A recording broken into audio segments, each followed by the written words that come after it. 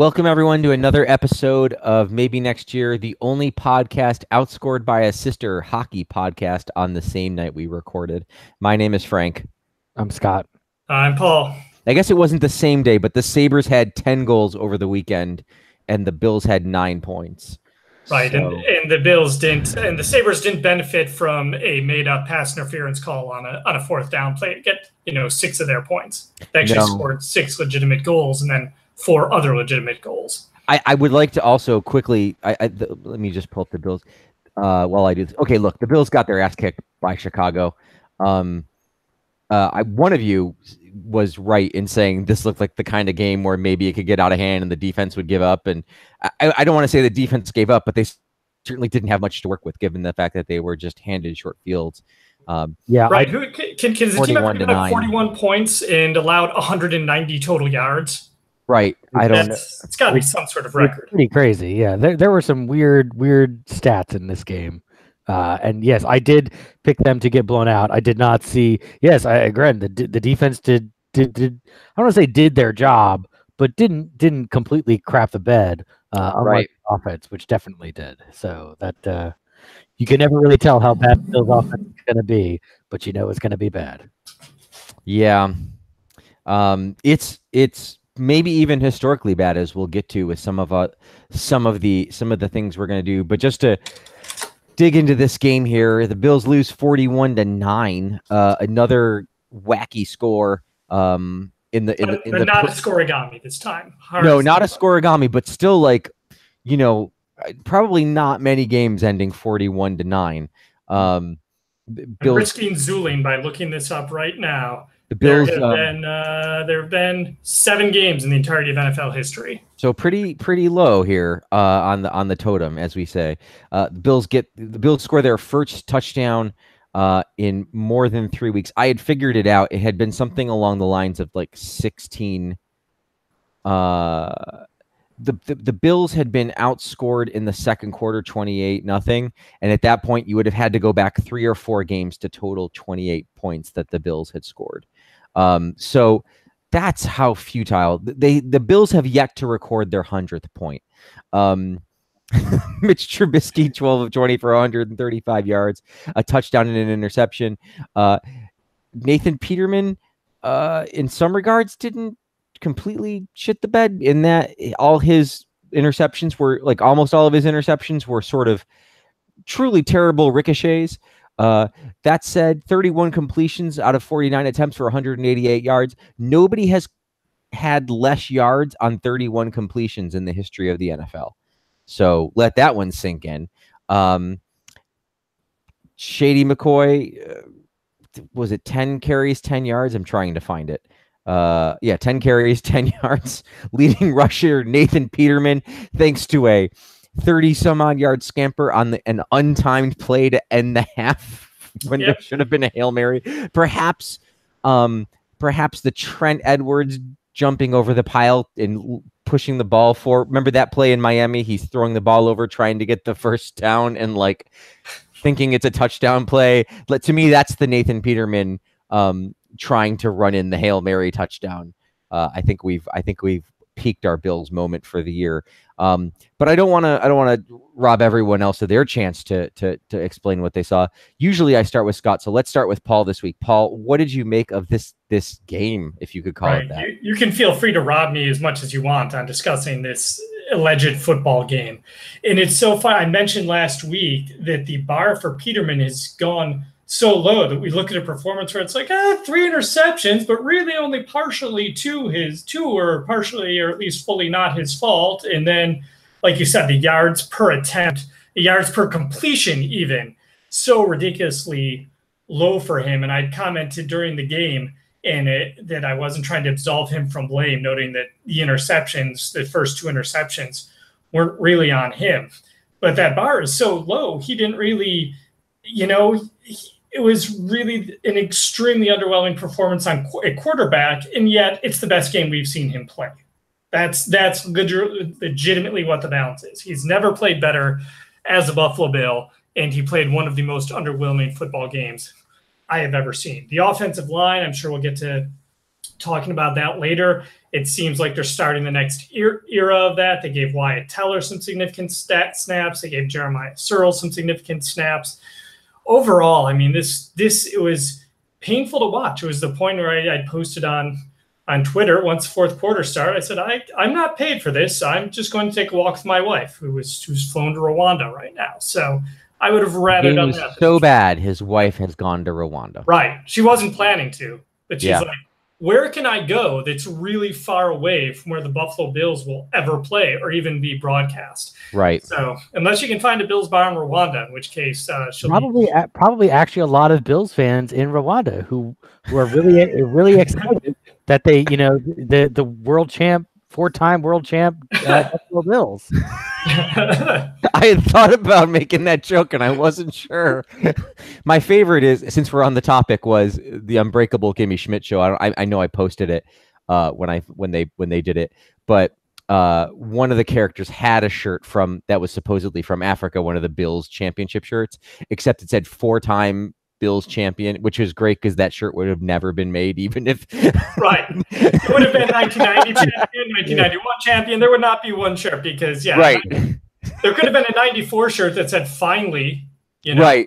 But they were like 4-time Super Bowl champion Buffalo Bills was kind of perfect. Anyway, please continue. So this was as ugly a game as I have seen them play, and not to sound like a broken record, but the frustration is, on the offensive side of the ball, there's no progress. I was really hoping is that the end of the year would come, and we're not there yet, and we'd say, all right, they're set on really 4 of these 5 spots on the offensive side of the ball. They pick up 3 to 4 more through in the offseason through trade or draft or free agency, and then have a couple holes on the offense still. Legitimately right now, do they have anyone on offense who you're comfortable with next year? Dawkins seems to have taken a step back.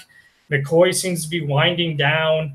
We've talked about the receivers. I mean, Zay Jones isn't a total loss. That's probably the most positive thing I can say about anyone on the offense. He's not very good right now either.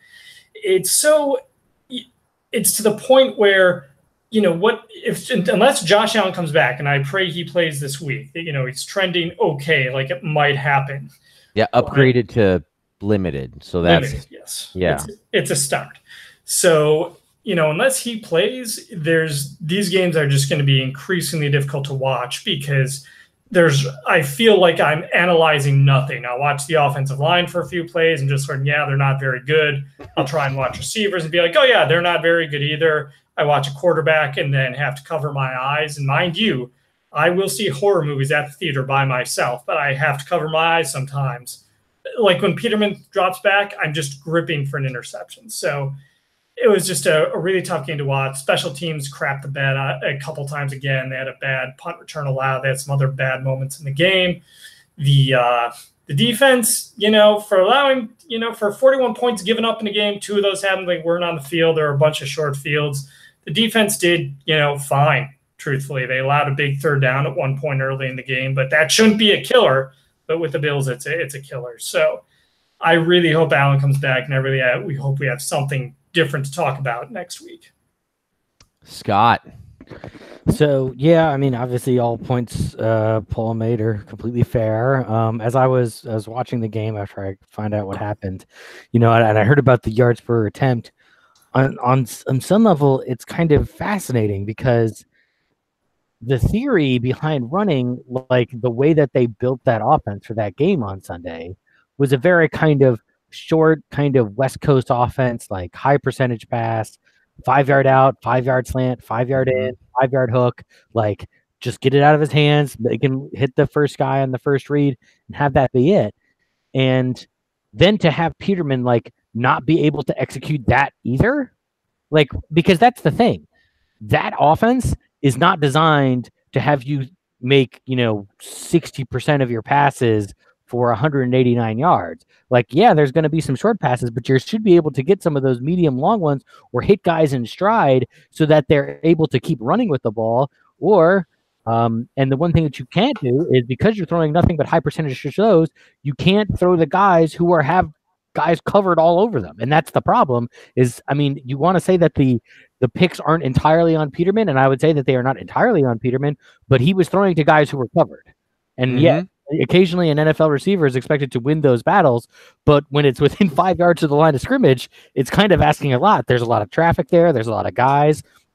If the ball goes up in the air, it's much more likely to get caught. If you've got Josh Allen in there and you're throwing those big 40, 50-yard hook, deep, go routes and posts and stuff, then it doesn't matter as much, because if you throw an interception at 40 yards down the field, it's not as damaging, because at that point it's just a long punt, and at least you're stressing the defense. Right. There's no difference in them playing the run and the pass at this point if you're the defense, because everything's going to be within 10 yards line of scrimmage with Peterman. So again, it's, whatever. Criticizing Peterman.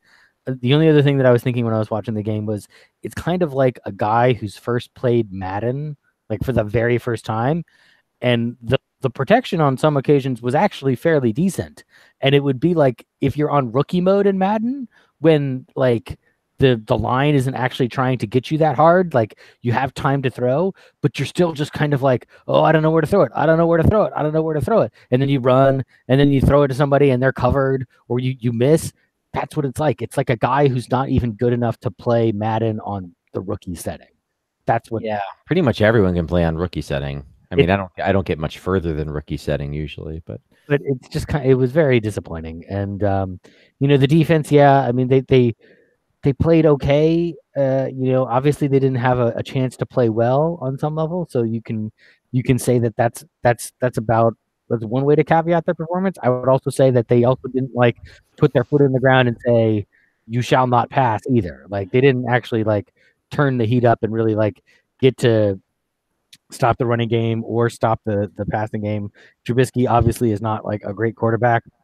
He didn't show it on Sunday, but at the same time, they still put up 40-something points, and yeah, 2 of it was on the touchdowns by Peterman for the Bears. But at the same time, the defense still did not stop them from scoring the other 30-something points, whatever it was, 28 points. So yeah, the team's not good. This we knew, but next week we got the Jets, and it sounds like Darnold's hurt, so we get to towards McCown again. Yeah, right, McCown. That was this day in Bill's headlines last week that he was the big answer, and I have a feeling I would have rather had Darnold. We get to see who we're dealing with in the future, and also I thought we'd have a better chance. Yeah, I was hoping to have another Mark Sanchez to play, but what can I say? And just to follow up on Scott, like certainly by saying that like the interceptions weren't entirely on Peterman, I was not really trying to. I feel like if he had better performances previously, you'd be able to look at that and say, okay, like that was really unfortunate. But no, he doesn't get any sort of benefit of the doubt for me, because he's a terrible quarterback, such to the point where you're exactly like you said, you're put in the position of having to try and do this sort of offense with these players. He's a tire fire. It's one of those things that, we preach the team preaches accountability and, the right kind of player, etc. And like, for the first time, hosts on the radio station were entertaining the idea that, maybe there's something that, there's basically been the conspiracy theory that since Nathan Peterman is religiously inclined the same way as the coach, that's part of the reason he's still playing, which I don't think is true. But I think that when you keep looking at how awful he is and the fact that he's not let go, and that this is a coach that's supposedly about being accountable, he doesn't seem to have to be accountable. For some reason, Nathan Peterman's not actually accountable. Right, they made a joke on Bills and Beers, like if anyone should understand the concept of Hail Mary, it should be Nathan Peterman. Right, yeah. He didn't on the bomb or the run. See, not Catholic. Catholics know the Hail Mary much better. Ron Jaworski definitely would have. No. But that's on next Catholic quarterback. Maybe right, yeah. Maybe next canon. So hot take alert, as always, behind Paul. Yes, the hot take alert. They're like, we're religion. Stop talking about it. No, but basically, for some reason, how does the rest of the team take the fact that Nathan Peterman's still on this team, right? If you are the wide receiver core, and Jeremy Curley's gone because you needed to make room for a defensive end that is no longer on the team.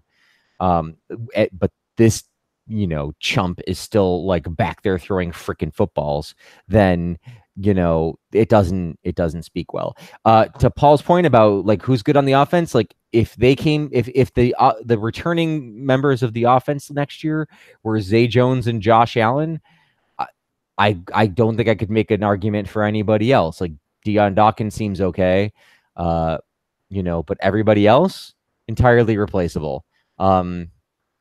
Which is a dangerous place to be because, you spent some draft capital on getting Josh Allen, and even though you're getting a good pick, soon, probably next year, like you can't fix it all through the draft, even if you trade down and get a bunch of picks, which is probably what, preliminarily they should be doing. Bad football. Oh, no, the other thing I would say just on the game, and then we'll go to 3 stars.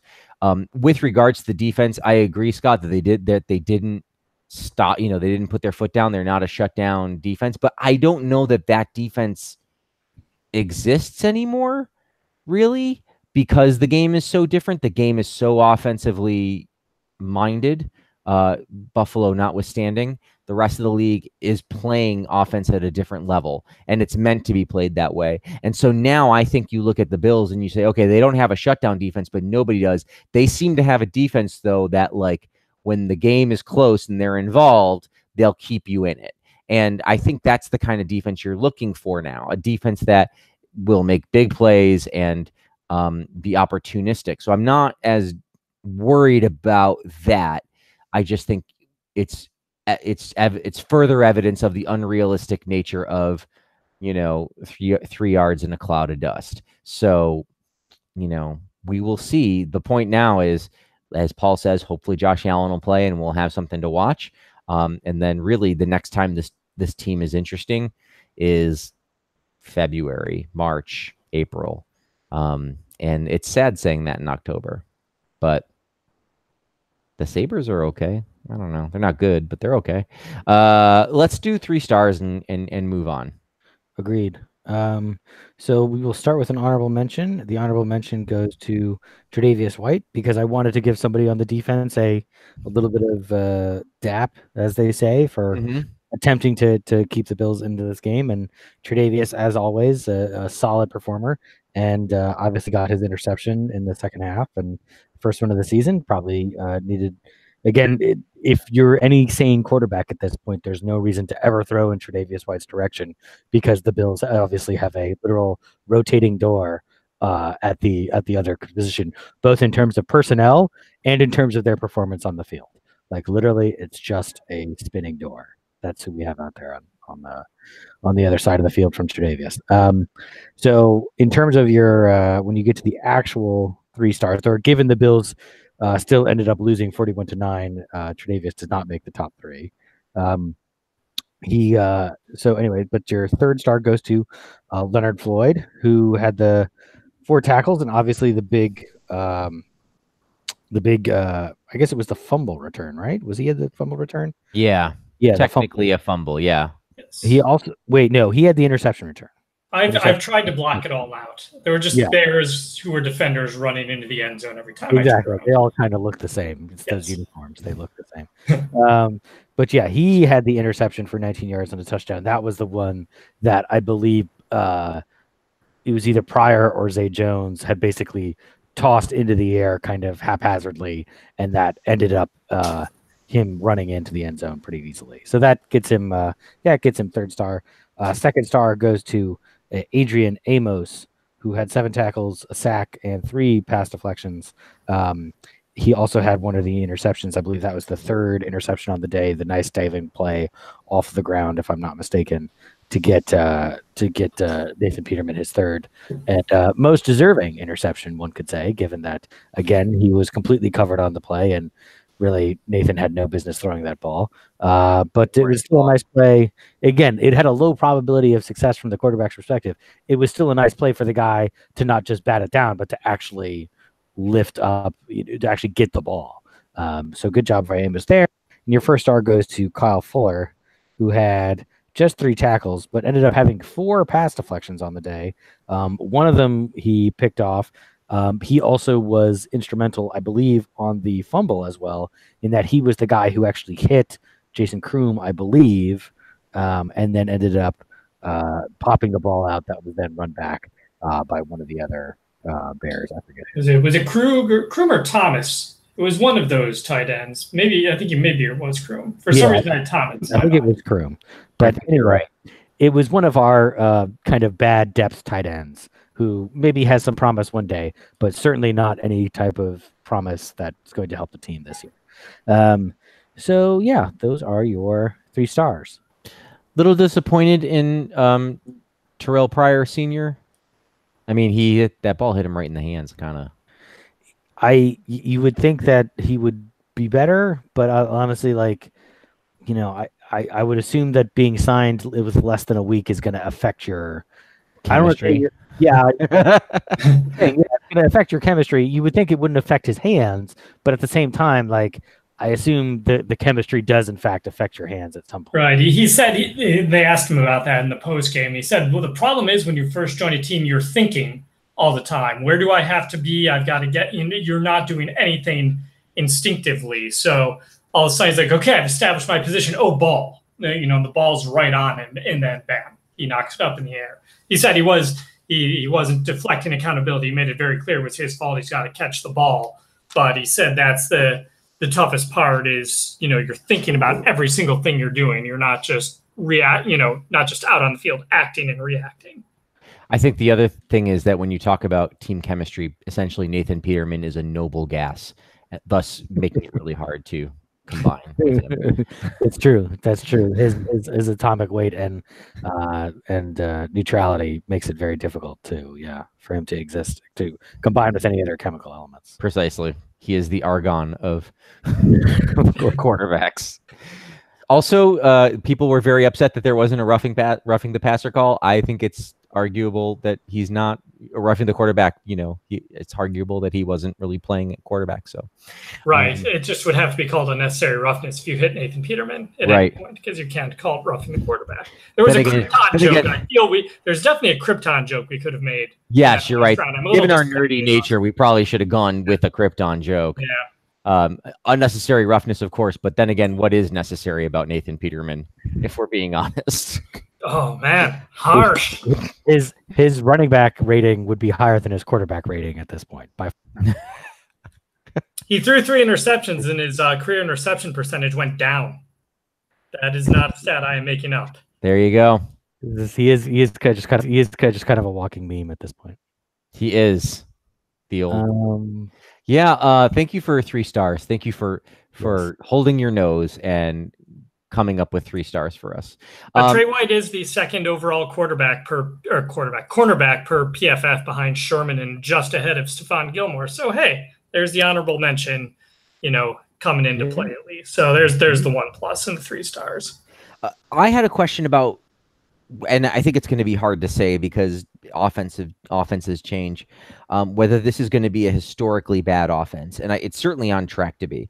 I like, if not the worst offense ever, then people will hold their nose and point at this one for a while.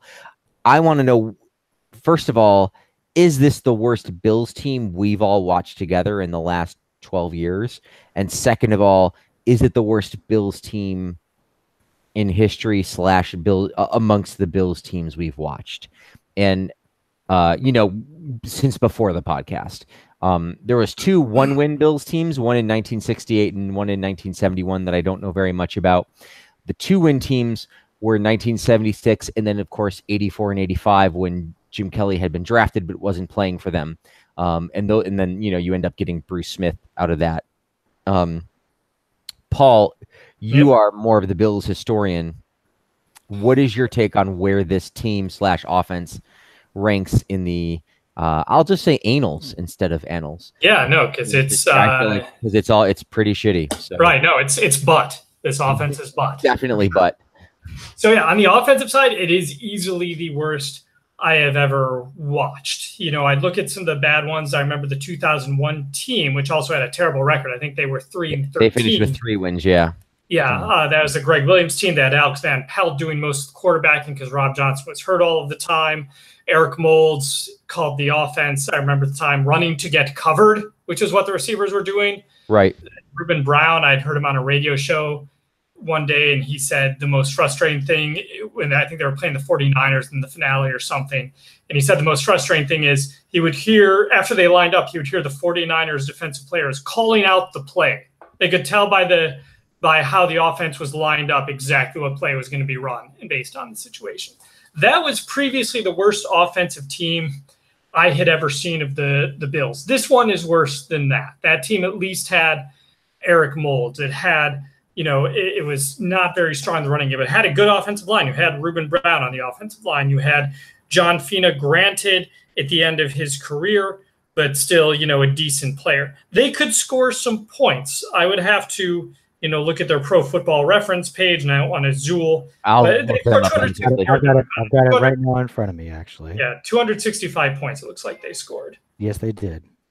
And Bills are behind that pace right now. I will point out that looking at their scores from that year, there are only 2 games, that Niners game that Paul mentioned, and the last game against the Dolphins, when they were already 3-12, did the Bills lose by more than 20 points. Only twice did they lose by more than 20.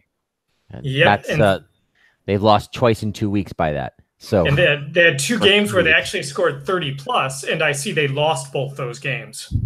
That's hard to do. But they were overall, don't let some high scores fool you. They were still a terrible offense. And if you don't, believe me, I believe their leading rusher was Travis Henry at 729 yards at 3.4 yards an attempt. So they couldn't do much there on the receiving ends. After Moulds, and you had Peerless, who was decent at that point, but hadn't yet emerged. You had Reamersma. So again, much better than this offense that we've seen, but still unable to really throw much together. As far as worst team, that's so tough for me. I started watching really around 87, right after the 2-14 years, and in Kelly's second season. And you look at the 2001 team, we have to look at the Chan Gailey team that started 0-8. This team, I think, is worse than that Gailey team, which falls into I think so too. The realm of us. That team ended up winning 4 games. This team may very well end up winning more, but that team didn't. I don't remember the game blown out much. They had a fluky loss in Kansas City where they missed against an undefeated Kansas City team where they tried a field goal in OT and it hit the upright. The season against Baltimore too, where they went to OT and there was that ridiculous fumble that was Sean Nelson. Nelson. They were competitive in most games that year. So this team is definitely worse than that. So that all boils down to the 0-1 team. And that 0-1 team was fairly competitive when you look at their week in, week out stats. So I will, and I didn't really have this conclusion until we had this in-depth discussion. I think this is the worst Bills team of the last 30 seasons, of which I can speak to. And I will say almost with certitude it's the worst Bills team offensively of our fandom. Scott, do you have any thoughts on how bad this team is, including if you want to put it in historical context or not? I have limited. I also looked at that 2001 team to get a sense, and yeah, that was a bad team, but this team is definitely worse. I mean, I think getting back to one of the points that Frank brought up in his analysis of the game that was interesting was in talking kind of links, is that when you have a team this bad that has so little talent, especially on offense, I mean, just in general, but obviously the offense is where that's the worst kind of talent deficit right now. It's hard to actually put together that much talent on the field in one season, to add that much more talent in one season, because you just have so many holes to fill, and you're not going to fill them all with surefire stars. You can't, even if they go out and spend $90 million worth of salary cap money last year, and they go, they've obviously still got their draft picks, the odds that all of those free agents and rookies are all going to hit, and that they're all going to use them on offense, which obviously I think, which we have very big concerns about, giving McDermott's kind of endless quest for an 8-man, Pro Bowl defensive line, and, whoever we can get at O-line we can worry about that later. I think it's going to be very difficult for this team to get out of the basement quickly. I mean, obviously next year we need to see progress. It's getting concerning about how much progress we can even expect. because at most I don't want to get too far ahead of ourselves, but unless Allen turns into the second coming of, Peyton Manning or something, it's going to be tough for this team to get beyond 500 next year. And that would be great, but we look pretty far away from that now. Yeah, it's pretty telling that, last year was a rebuilding year that got lucky, because I think that, the dearth of talent has really built up here. And you're absolutely right. I mean, it's almost like a worst case scenario that like they could, think about like they end up, with like the 5th or 6th pick in the draft and they take a running back, and you're like, holy God, like, have you learned nothing? Right. Like, and it's not that you wouldn't need a running back, but it's like, you need so much more than a running back. Yeah. They need everything. And so, I mean, the Cub, they really missed on, offensive talent identification. And I want to give Bean more of a pass than McDermott. Hold on. Excuse me. Sorry. My sneeze button didn't work. It sounded fine to me. Oh, good. Very good. I wanted to give Bean a pass because he wasn't really in charge of the draft going in the year before, but he's also in charge of having traded away the talent and getting rid of, certainly you can't count on Eric Wood and Richie Incognito, which I think maybe those two guys are the difference in 1 or 2 wins this year, honestly. And I don't like to say that about linemen, but like really, if it, there's a chance that the ball control is better in a couple of these closer games, like the 2 close games they've had. But he brings in Chris Ivory and Pat DeMarco. He brings in Jordan Matthews, who doesn't work, and Kelvin Benjamin, who doesn't work. He drafts Zay Jones, right? No, he doesn't draft Zay Jones. Well, again, Bean doesn't, but at the same time, McDermott was there, and Doug Whaley, for all of his faults, was not a terrible college talent evaluator. He wasn't. Yeah, you're right. A decent board, and so it's McDermott looking at that board and being like, "That's the guy I want." That's right. Where that played out. So right, absolutely. I'm just sort of trying to talk through the fact that like the misses that he's had, are not the same. It's not like he's misidentifying talent, right? Misidentifying young talent. He's going after these guys that 1 and 2 year deals that don't make sense because they're just not. You would have hoped that Jordan Matthews or Kelvin Benjamin would have been able to do something. And I think when you sign those guys, you're like, okay, this is a reasonable pretty low risk to see if one of these guys works, and they don't. Yeah, and I think, not to interrupt, but you're right. I hadn't really thought about it, because if you take everyone that Bean has taken a flyer on offense, has anyone worked? Like all the guys you mentioned, and then Dukas, remember, he's now finally on the bench. Yeah, Benjamin and Matthews, you mentioned the receiver position. Curley was cut.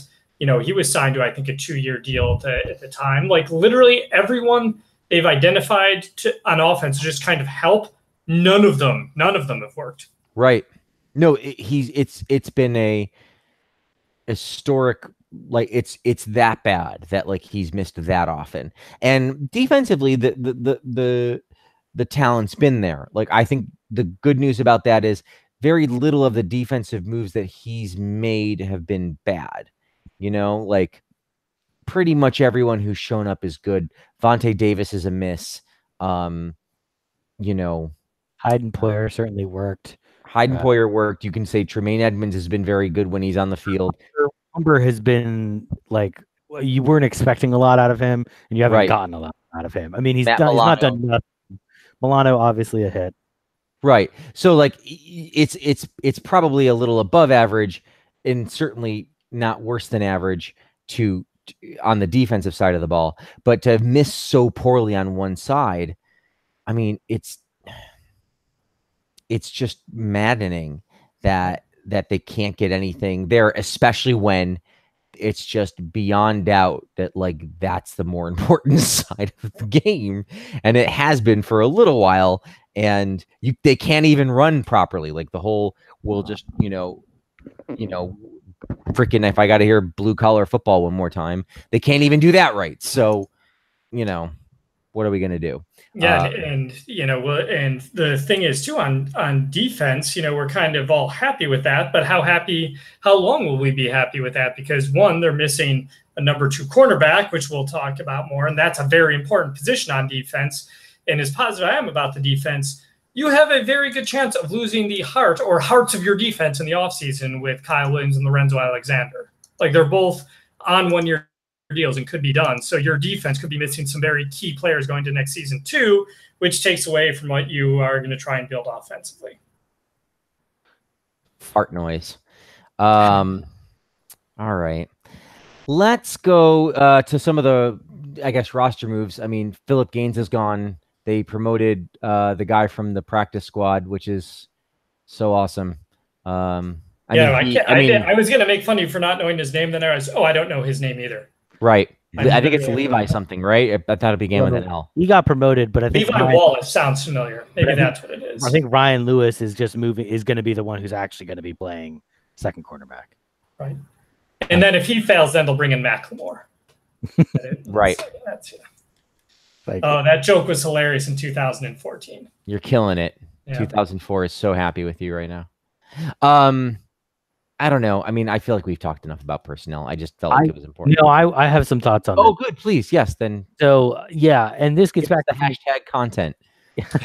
This gets back to Frank's point earlier about accountability, because again, Frank, I wanted to break in as Frank was going through the list of people who must be looking at Peterman go out there. And right. 3 interceptions. And then Philip Gaines, who admittedly has not played great this season. Certainly not, obviously was not really intended to be a starting cornerback on this team, but obviously has been put into bad situations, maybe a little in over his head. Sure. But goodness knows we don't have anyone better to put out there. And secondly, pass interference call or 2 is not great. And obviously those were bad, but it's not like it's losing us the game. Right. Whereas very clearly Nathan Peterman has lost us multiple games. Every game that he's been in, he's basically lost for us one way or another. Well, you've reminded me, because there was in fact one really important person who took exception to the fact that Nathan Peterman still has a job, and that was former Bills quarterback EJ Manuel, pulling the classic sports thing, which is now deleting an Instagram post that when you take someone to task. At least he didn't say he was hacked. But he basically said, there's no way I would have survived if I had done like this. He goes, I've never done anything like that, and I still don't have a job. And this basically was like, this fool still has a job. Yeah. And far be it from me to say that, but like EJ Manuel, definitely an upgrade over Nathan Peterman. So, he's available, folks. So no, and that's the thing that really gets me about this McDermott kind of process thing. Again, and conspiracy theory or not, he clearly has something for Peterman. It's very clear. I don't think anyone can doubt that, whether it's religious or character or grit or the type of team he wants to build, whatever it is, it's clearly there. And again, that Gaines can have essentially, we don't know what happened. We don't know if McDermott went in and reamed him out and Gaines got in his face back, and then McDermott said, "You're out on your ass," or something, like some other thing other than just what happened on the field on Sunday. Right. But but to the rest of the team, I have no idea who can go in and say, we have accountability on this team, and that's why Philip Gaines is gone. We don't, poor performances, and taking penalties, you putting the team in a bad situation. That's not acceptable. You can't sell that message at all. And all you did otherwise is, if you want to say that Ryan Lewis is better than Philip Gaines, okay, that's fine. Philip Gaines is probably better than whoever we're going to promote from the practice squad or sign as a free agent at this point. So let's just keep him. Let's just put him down at 4th cornerback. We can still pay him, and God forbid someone else gets hurt. Maybe we can just slide him back in, and at least he'll know the playbook. Now, at this point, who knows what happens if Ryan Lewis goes out there and gets hurt this weekend or retires in the middle of the game? Who knows? We won't Wouldn't be the first time this season. Oh my God. We won't have to go looking very far to find somebody. Well, I think the press is with you, because I think for the first time after the game this week, I finally heard some really pointed questions, and they really pushed McDermott on a few things, including asking the point blank question, is Nathan Peterman an NFL caliber quarterback? To which he said yes, but like they were at least finally putting it in those terms. Oh yeah, they asked him. Do you have enough talent to win on this team? Right. And they finally asked that question that I've been asking for weeks. Like if you're preparing hard enough, then I'd say you side Jared Lorenzen. I mean, you get some quarterback depth and offensive line depth. That's the way to do it. Remember Jared Lorenzen, the quarterback who weighed like 500 pounds? Yeah, absolutely. Nick Mullins would be available. It's to bring back another Ghostbuster reference. Yeah, all we need is it needs brakes, shocks, struts, engine, muffler, tires, hubcaps, axle, transmission, and drivetrain. Other than that, it's a keeper. Do you want to talk about the fact that LaShawn McCoy is not talking to the media anymore, or do we not want to talk about that? I think it's interesting. The most interesting aspect to me is McDermott was asked straight out by a reporter something along the lines of, was McCoy upset about not being traded, or did express that he was upset about not being traded, rather than just kind of brush it off and say, no, we're, happy to be here. He's frustrated with his performance. He said something along the lines of, we keep all conversations between, on the team. So it makes me wonder if he's just really not just frustrated with his own performance, but his life in general right now.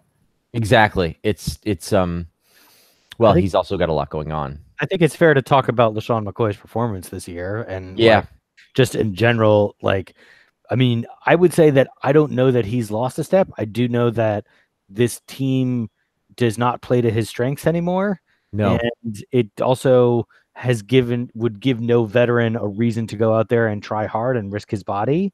So I don't want to say it's definitely lack of effort, but I would certainly buy that it wouldn't be. I would believe if you told me that he wasn't trying as hard, because I'm not sure I would be trying as hard either. And obviously, Frank makes a very good point. He obviously has some other things going on too. So he looks good when he does get in open space, but they just can't seem to get him in open space very often. To your point, he's done well as a receiver when he tends to be in open space. Right, and that's both a detriment to the passing game, the fact that he's catching as many balls as he is, but also the only way they're getting him the football. So it's a bit of a catch-22. But definitely he's looking more like CJ Spiller every week with his side to side trying to break it. He's a guy who definitely I wouldn't think he's not trying. I mean, I take your point, Scott, but he seems like a guy who has had personal goals that he wants to attain, and I wouldn't be surprised if he wanted to have been traded, because he would have thought, I can make those goals happen elsewhere. And since the trade deadline, he just hasn't felt like talking to anybody. I suppose if you don't have anything nice to say, why would he? Then best not to say anything at all. We did not do our third quarter of the season preview like we were supposed to last time. We also never said this season was over and that it's maybe next year. Should we do that? I think we got to get to 9 losses. Yeah, because let's not underrate how terribly mediocre the AFC is. That was another, I was looking at the standings, and realistically, they're not out of it. You're depending on the Bengals or the Chargers kind of hanging. Everyone's pretty crappy. As long as a completely different team suits up for the Bills for the rest of the season, they're not out. As long as they beat Minnesota, they've won a couple games. So I still stand by my 5-11 prediction at this point. I think they can get there. Well, they got the Jets twice and Miami twice, and a terrible Jaguars team and an inconsistent Lions team. So, and of course, the Patriots is a loss, but still. Right. So they've only got to get 3 out of that. Right. To get to 5. To get to 5. I just want them to get to that goal that I set by randomly. Arbitrarily set for them, yes. Okay. Well, let's just... Okay, then fine. At Jets, hosting Jaguars, at Miami. I mean, I'm going to say 1-2. I think that they'll probably end up beating one of those teams, either the Jets or Miami. I think the Jags will take some frustration out on them. I think that it'll be like... not Indy, it'll be like Houston or something, where they can't really score, so it doesn't matter that they can sort of stop the other team. I was gonna say 2-1. I'm gonna be the optimist in the group. I'm guessing unless Scott goes 3-0, which I don't foresee. These are as bad as an offense as this is. Remember, this team almost beat Houston. They hung close against the Patriots, and those are better teams than any of the teams that are coming up. And I think they could very well luck into 2 wins. And of course, if they go 0-3, I'm not gonna be remotely surprised. Yeah, it's tough not knowing completely what's going on with some of the other teams. Seems like it would be tough to beat the Dolphins, which seems like a weird thing to say. Yeah. But I guess the Brock Osweiler show has turned that team around, or not, sort of. I mean, or Tannehill might be back by then, so maybe we'll have a chance. I don't know. But anyway, so yeah, it seems like you get 1 out of 2 maybe against the... I think you get maybe 1 win here. I certainly wouldn't be surprised if they got none. Yeah, I think the Jets game is their best bet because the Jets are truly bad as well, but they're just not as bad as Buffalo, and they're gonna, their backup quarterback isn't concussed, I guess is the only way to really put it. So, and not Nathan Peterman. So you would think that they would have a better chance, but I mean, Peterman is the third stringer at this point, so that at least we've gotten that far. It's just that both the 2 guys ahead of him are in fact injured. So I think you'd have to think Matt Barkley would be the first one to go if everybody was healthy, but also, I don't know. I think we could do with 2 quarterbacks. I don't know. I think I'd rather try the 2 quarterbacks, and one of them always ends up being Peterman, and that always ends up being a problem. And Pryor can be whatchamacallit. Can be emergency. Yeah, he can be a Joe Webb guy. Yeah. Okay. So I don't think there was any Facebook questions or comments that we really got. Was there? I forgot to post. I didn't post either. And I didn't post on Twitter because you know what? What were we going to go into? Really? Right. I mean, I think we're all equally frustrated and exhausted. And maybe next week our question will be like, if they lose to the Jets, our next question can be something like, what are you doing instead of watching Bills games? Or I can share my recipe for homemade Bailey's Irish cream, which, as it turns out, is delicious. It is, man, and it's going to be Bailey's Irish cream season soon. It is, and I just learned how to make it, Paul. And it is, I have a vegan version, which would appeal to you. That is, it's actually too good. I had to stop making it because I was just pounding chocolate milk whiskey Bailey all day, yeah, all day because I work from home, and I'm like, I could have a little, it'll be fine. And it's just like, so I have to wait a little bit before I make more. But when I do, I'll share it with you. Let's go to this day in Bills headlines, and then Bills Jets, and then be done, because I don't want to belabor this poor bastard season any more than I have to. All right. Well, we're going to start you off with this day in Bills headlines for November 7th with an easy one, and then they're going to get somewhat easier, somewhat harder at various points, and we're going to see how this goes. But I'm really hoping we can get off to a bang with you guys. One of you gets a 2017 one. So here we go. 2017, blank wasn't really surprised by trade from Panthers. Kelvin Benjamin. Kelvin Benjamin. All right, good. Off to a flaming start. All right, now this one we'll see. We're going to go way back to 2 years ago now. 2016, 2 writers predict the Buffalo Bills blank to win Defensive Player of the Year. 2016? Yep.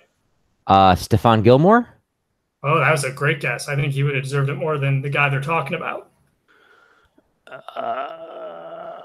I'll give some hints while Scott guesses. He did make the Pro Bowl that year, and then he signed a big free agent contract with Washington, where he still is playing. He also has a very popular country band.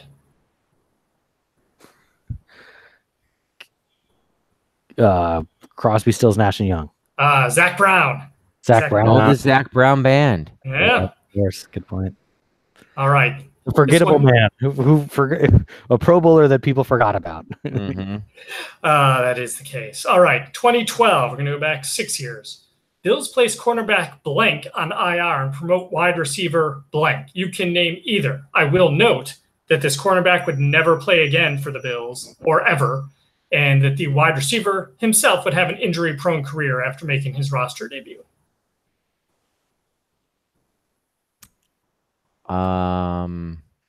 Roscoe Parrish? Very good guess. He was around that time, but he is not the receiver. Kind of injury prone. Yeah. Percy Harvin? Nope. Oh, another good guess, but this is a little before Percy in 2012. So a cornerback and then a wide receiver. You can name either. Yep. How about one of like David Nelson? Or was he the tight end? No, he's a wide receiver, not the guy here. Okay. This is the guy that everyone talked up like, oh, he's going to be great. And then he did fairly well on special teams, but I think he caught 3 passes in his career. Oh, that guy. Yeah. The cornerback you should know. He did some historic things with Buffalo. Okay. Played for like 10 years for the team, I think.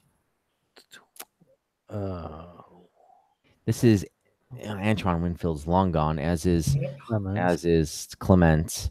One of the only players in NFL history to return an interception and a kickoff for a touchdown in the same game. It's like him and Deion Sanders. Drayton Florence? No. All right. The time's expired. It's Terrence McGee. Oh, terrible Terrence McGee. Terrible Terrence McGee. The receiver was Marcus Easley. That was a little tougher. Yes. Yeah. All right. 2009, Buffalo Bills blank pilfers passes at a rapid rate. What year is this? 2009. Jairus Byrd? Yes, Jairus Byrd. I don't even have to go through my litany of hits. I'm sad now. Sorry about that. I bet you had some great Bird puns. No, I was just going to note that it was the last article I wrote for our website was about Jairus Byrd. It's been a while. All right. 2007. This is not a trivia question, but I just have no recollection of this and seeing if you guys are. Buffalo Bills Hall of Fame quarterback Jim Kelly says he has a buyer lined up to purchase a team from owner Ralph Wilson. Do you remember this in 2007? I literally have no recollection. I vaguely remember this because I remember Jim Kelly was part of an ownership group. I just can't remember who else was in there. Yep, apparently no one does. All right. 2005, Bills consider switching right tackle blank to guard.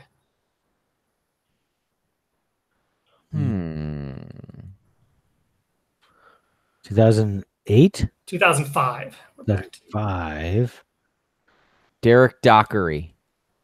I think that was slightly before Dockery. Oh, it was Mike Williams. Mike Williams, yes. They did switch him in there. He played 3 games there. He got cut, and then he didn't play again until 2009 with Washington. I don't remember much about the Bills during my law school years, if I'm fully honest. It's all right. We've only got really one more question, I think, from the law school years. Okay. 2004, no question, but there's a game, and the Bills beat a 6-2 Jets team when they were 3-5. So yay, and Lee Evans had a good game. Yeah. All right, 2003. This is more. We're going into some arrests now, so this is going to be fun. Bills draftee blank arrested after accident. Witnesses said this Fresno State wide receiver had been driving, and his cousin said he was intoxicated and fled on foot because he was afraid of being caught. Police said. He was involved in a 3-car accident. 3 people were transported to area hospitals with injury after he rear-ended one of the vehicles.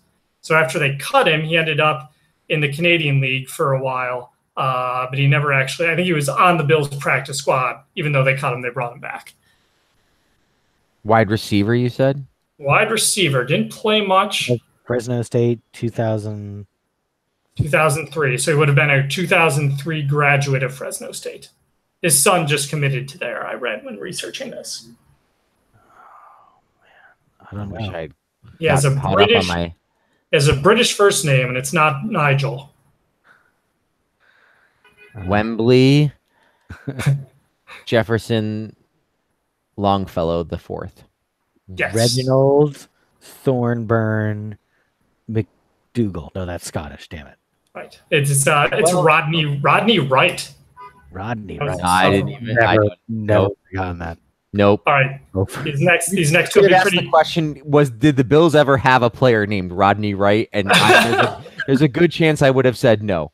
You know, my screening process is if I read the name and I've never heard of it, I don't even bother. I'm not going to ask them, especially not during not the those idiots. Fools. This will be tougher as well. This guy has an awesome name, though, so I couldn't pass this one up. 2002, Bills defensive end blank sacks out on QEW. Now, by this, they mean what this player did when he came in from Canada every day is he stretched out in the homemade bed he constructed in the middle of a limousine, and he slept the entire 2-hour ride to the stadium, walking only to pass through customs. Not Tim Horton. His first name rhymes with BD. PD. Fast Freddy Jonathan Williams. His last name rhymes with Mahanatu. I'm guessing we've never heard of Chidi Hanatu. So maybe, Chidi Hanatu. Yeah, Chidi Hanatu. Isn't he on? Oh, that's a different Chidi on The Good Place. Never mind. Anagonia. Yeah, exactly. Anagonia. Close, yeah. What country am I from again? I just told you. Anyway. Don't worry. Our grand finale question, which is not this one, it's the one after it. We're going to have a lot of Canada on it. So here we go. All right. But the penultimate question, Bills lineman blank faces drunk driving charge. He was arrested on charges of driving while intoxicated. According to East Aurora police, he was accused of driving to the left of the center line, failing to stop when police tried to pull him over, and driving with a suspended license. His blood alcohol limit was 0.14. Let's see. If I were to give you a hint about his name, he goes well with Hammer. Armin Zolan, the Nazi from Captain America comics. N.C. Escher, famous design. Oh, he did the optical illusion stuff. Yeah, right? Yeah. That's right. Yeah, it was. I was thinking of Jamie Nails, Hammer and Nails. Okay. All right, so here we go. Grand finale question. This is game day 2010. We're going back 8 years. We watched this one at Frank's then place in Crystal City, Virginia. This is a game where sorry about the timeliness of this, but the Bears beat the Bills 22-19. Now, what's interesting is both teams did the same amount of scoring. Each scored 3 touchdowns in this game. But Bills kicker Ryan Lindell missed an extra point attempt for the first time in his career. He had made 321 to start his career, the 4th longest in NFL history. And it was the only one he would ever miss in his NFL career. It was blocked following a Fred Jackson touchdown, and it was blocked by blank. What Bears player? Now, here are your hints while you think about this. This Bears defensive end, he'd signed an offer sheet with the Bills in 2006 that the Bears chose to match. What's funny is also this game was in Canada where this player grew up, but he was in fact born in Nigeria, and his first name is another country entirely. And of note, he was inducted into the Order of Manitoba in 2014. Can you name this Chicago Bear that the Bills had signed to an offer sheet that helped the Bears beat the Bills in 2010?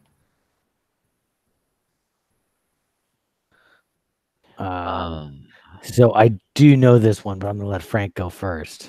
Perfect. Okay, so let's see. Canadian, born in another country. Born in, where did you say? Nigeria. Right, but his name is a different country. Right, his name is, the first name, like say his name were United States of America Smith. Right, which obviously that would be ridiculous. Right, because we all know he played for the Buccaneers. Yeah. Well, I mean, I think that it's pretty clear that his name, that who we're talking about, is Norway Johnson. Norway Johnson from Nigeria. Yep. Called the Nigerian Norway Nightmare. Yes. The Norwegian Nightmare. And I forgot to mention this, Frank, which is a comic person you'd appreciate. He revealed a comic, The Protectors, at its soft launch during the New York City Comic-Con in 2012. Oh boy! Called Protectors. Quite the multi-talented individual here. Yes, he's also an actor. Yeah, that's why. And he also Stan Lee. Right, I got it. He also gave his name to the country America. Amerigo Vespucci. Amerigo Vespucci. He lived a long life. That's how you can get so many accolades and get the Order of Manitoba and, live in Africa, be born in Africa, play for the Bears, get that offer sheet the Bills, you have to be around a while. So yeah, Amerigo Vespucci. Good old Amerigo Vespucci. Yes. The thing we were named after his first name. We're a country of Henrys, Amerigo, but the last name Vespucci, Wasp. We could have been the Wasps. I'm going to blow this guy's last name, and I apologize for it. I believe it's Israel Idonije, Idonije. Okay. Wow. He played in the league for 10 seasons. All that, you couldn't even look up the pronunciation. Okay. Yeah, I should have. 10 seasons. The blocked kick against the Bills. He hit three consecutive games he blocked a kick, and the Bills loved him in 2006 when Jerron was coach. Signed him to an offer sheet, which he signed, of course, to, and the Bears chose to match it in later on. Came to cost the Bills a game on November 7th of 2010, and that was this day in Bills headlines. Well, there you go. Yeah. Idonije, maybe. Yeah, that sounds good. Well,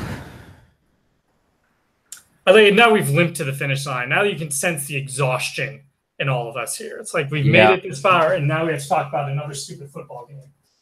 We don't have to. Yeah, I mean, we've got to make a prediction of some sort, at least. Bills Jets in the Netherlands. Wow, in the Meadowlands. Did I ever tell you guys the story about when I was in the hotel in New Jersey in high school?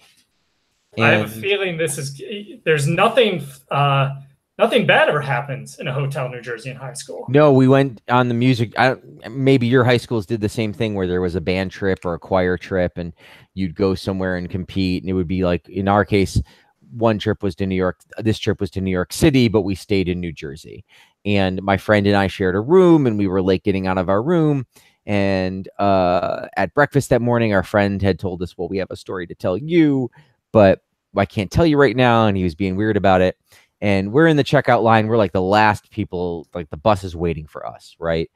And there's this guy in front of us, this really big guy with like cargo pants and like this girlfriend who's like a little tatted up and kind of dressed kind of tardy for 1996, if I could be.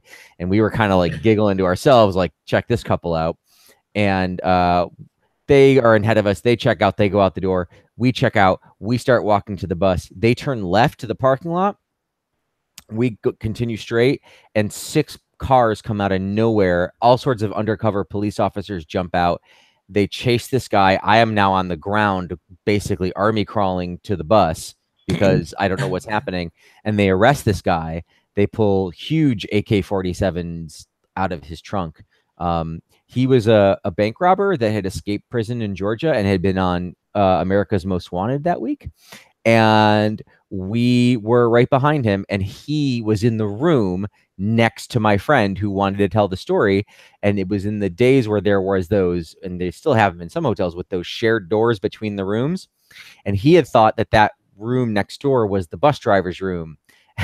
And they apparently literally were about to play a prank using that door to scare the bus driver. But it was in fact this guy, and police officers had come in basically before they did that and told them, you're going to spend the night in this room with your parents, and you can't tell anyone what's happening because we can't move on him with all you kids in the hotel.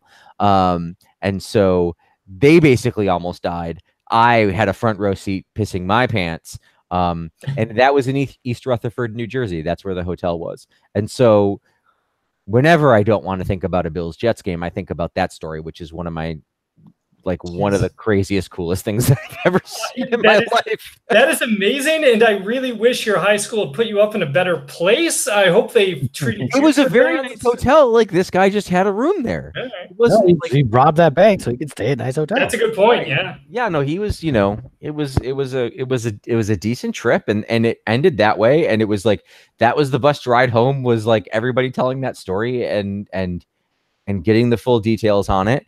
And so that's a real thing that happened to me, and I love that story. And I'm glad I'm okay, because it was literally like this guy was right there. And so, thankfully didn't freak out. It was the first time because I'd like to Google this man. Remember, my wife's in Rwanda, so I got nothing but time. I cannot remember this person's name, but it would have been 1995 or 1996 because that's when I graduated high school. So we could look up, probably America's Most Wanted has a database or something. And that's why, with all of that in consideration, I think the Bills are going to win this week, probably 15 to 5. I think it'll be another never heard of score. So why do you think they'll win? I was actually, even though I picked them to go 2-1, I think this is going to be the loss. I'm gonna say I think they're going to get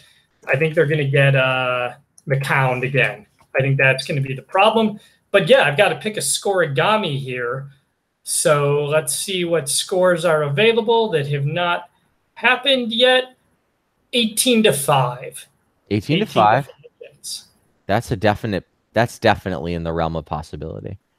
Mm-hmm. So obviously things have changed a little bit since last year for both of these teams. A bit of an understatement. I will say that the Bills are going to win another game, not this game. I think the Jets are going to be probably motivated as much as the Bills are, given they have to know just as well that they are not going to have a lot of chances to win more this season.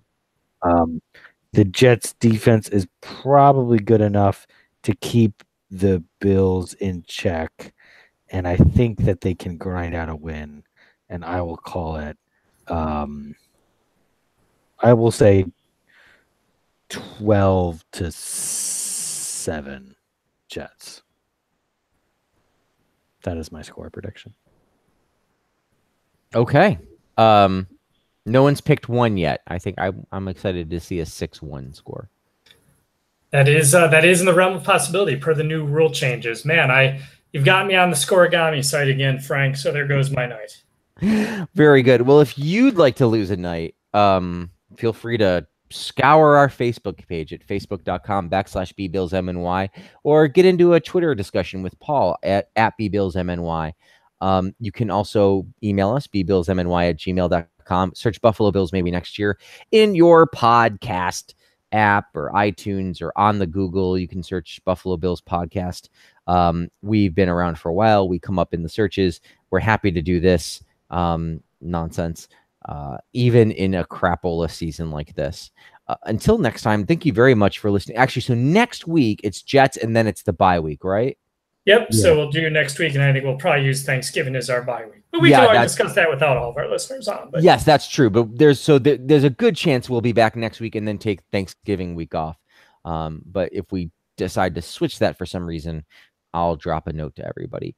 So until the next time we speak to you, thank you so much for listening. My name is Frank. I'm Scott. I'm Paul. Good night, everyone.